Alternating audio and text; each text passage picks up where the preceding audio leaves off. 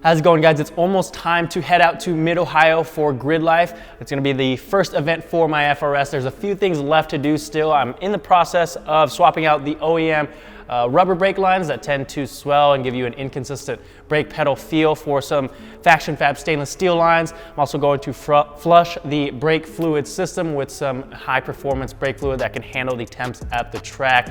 And I'm going to steal the brake pads, the Hawk HP Pluses, off of the black BRZ that was used in the brake pad versus video. If you guys haven't seen that yet, I'll link it up above. Definitely recommend you check that out because it's gonna give you a good idea of why you would want to run performance pad versus any other pad if you do any sort of performance driving. I'm gonna go ahead and swap the brake pads first. You really only need to remove the bottom 14mm bolt here that's holding the caliper in place, and then we can swing the caliper up and remove the brake pads.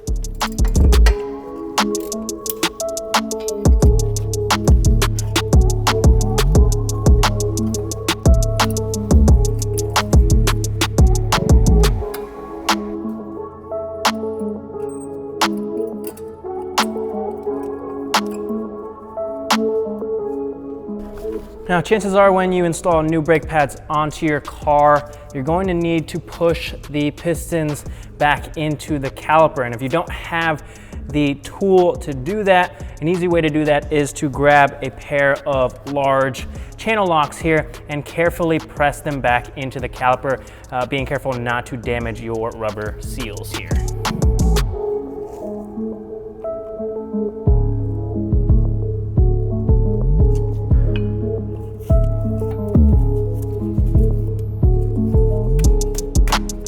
Once you're done, just be sure to torque this bolt down to 26 foot-pounds. Brake pads are swapped. Now we can move on to the brake lines. I'm going to be showing you on the front passenger side here, but it's basically the same on all four corners. The only thing different in the rear is you got to make sure to route the line underneath the brake sensor wire here. Not a huge deal. If you forget, you can just unbolt the sensor. I think it's a 10mm bolt, and then just reroute it over the top and reinstall it. Now, there's basically four things holding this line in place. You've got a 10mm flare nut up here, got a retaining clip, a 12mm bolt holding the line to the strut, and then a 12mm banjo bolt holding the line to the caliper.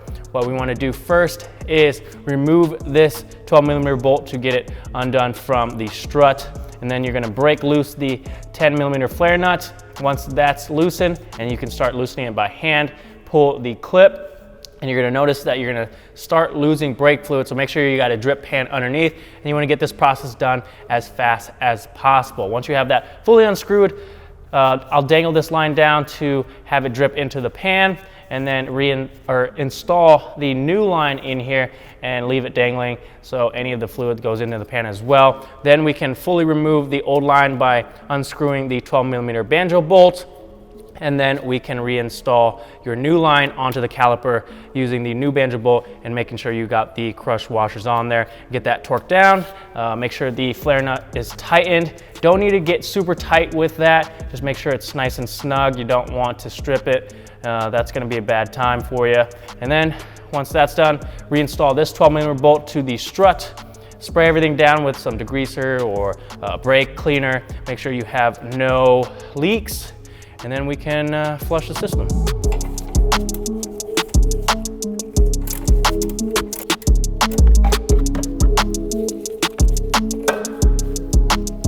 Now, when you are working on this 10mm nut here, make sure you're not just using a regular open-ended box wrench. You're gonna strip it, and again, it's not going to be fun if you run into that. So make sure you're using a line wrench here. You can see that's a little different.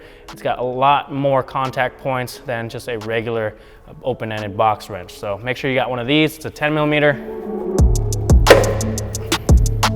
I'm just using a towel to unscrew this so it soaks up any of the brake fluid that comes out. Grab a new line.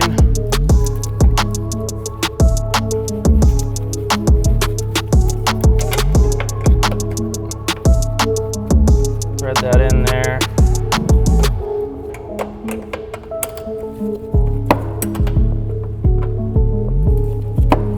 We're gonna undo the banjo bolt.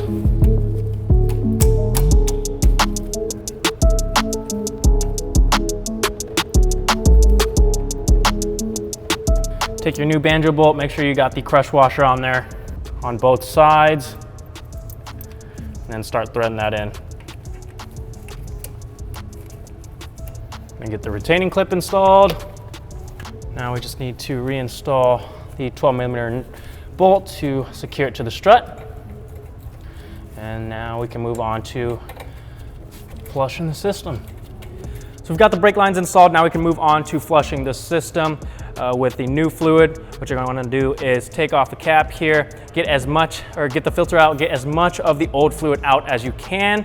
And that's just going to help speed up the process. Fill it back up with the new fluid and keep your eye on the reservoir the whole time to make sure it doesn't get bled dry. Otherwise, you're going to draw air into the system and then have to start the whole process over again. Now, ideally, you're going to have someone in the car and then you're going to have a 10mm on that bleeder valve along with your catch system. Mine's really simple. It's just a Gatorade bottle with some holes drilled into the cap and then clear hose. You're going to have that clear hose over the bleeder valve. You're going to tell your helper to press down on the brake pedal. You open up the valve, close the valve, and then tell them to release the brake pedal, and then you do that a few times. If you're really anal about it, you can measure out the amounts and put it on your bottle to know how much is coming out. You're going to want to start on the rear passenger side, move to the rear driver side, and then do the front passenger and then front driver. Again, making sure you keep your eye on that reservoir and keep it topped off with a new fluid. And once you're done with that, you're set. You're going to want to start on the rear passenger side here, the furthest away. There's going to be a little rubber cover over the bleeder valve, so go ahead and remove that. Set that aside. And I've got a little ghetto rigged reservoir for the old brake fluid. It's just a Gatorade bottle and some clear hose. So grab a 10mm wrench here, put that over there so that you're able to open and close the valve, like so. Oh, not like that. There we go. Then we'll put the hose on there, set the bottle down. So the process here is basically you've got a helper inside the car, and when you say down, they're gonna press down on the pedal, and then I'm gonna open the valve, and that's going to push the old fluid out, and then I'm gonna close the valve and say up, and then they can release the pedal. So we're gonna go ahead and start here, down, and I release there, and then close it, up, down, up, down. There you can start seeing it coming out. Up. Fix my bottle here so it's not going to spill over. Down. And then again, you want to make sure to keep an eye on that reservoir so that you aren't bleeding it dry.